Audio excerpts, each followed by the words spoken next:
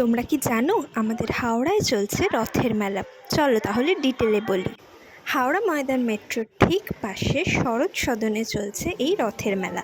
শুরু হয়েছে 7 জুলাই থেকে, চলবে 28 জুলাই অবধি।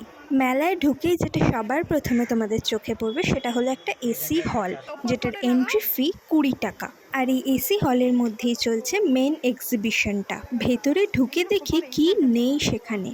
রকমারি ড্রেস, ব্যাগ, জুতো, বিভিন্ন রকম খাবারের দোকান, বিভিন্ন প্রদেশের খাবারের দোকান বিশেষ করে, সেই সঙ্গে অনেকগুলো জুয়েলারি শপ যেখানে রয়েছে নতুন ধরনের and unique kind of jewellery.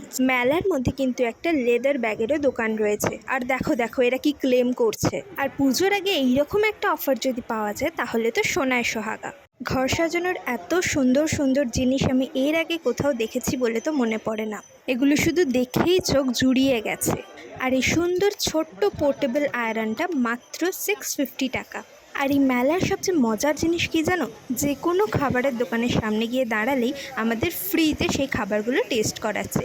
এর থেকে আনন্দের আর কি হতে পারে। এখানে মা আর মেজমা গভীর আলোচনায় ব্যস্ত যে কোনটা ছেড়ে কোনটা কিনবে।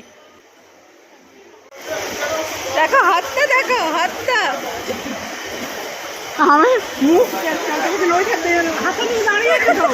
এই গুজরাট নামকিনসে দাঁড়িয়ে আছি।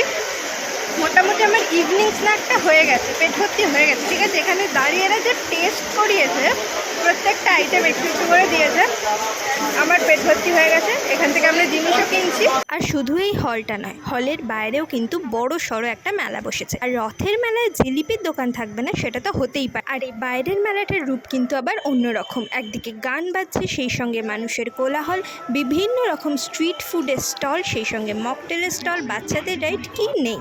এক কথায় এক জমজমাটি সন্ধে। তাহলে তোমরা ঘুরে এসে কমেন্টে জানিও কেমন লাগলো। ভিডিওটা ভালো লাগলে সাবস্ক্রাইব করে দিও। টাটা।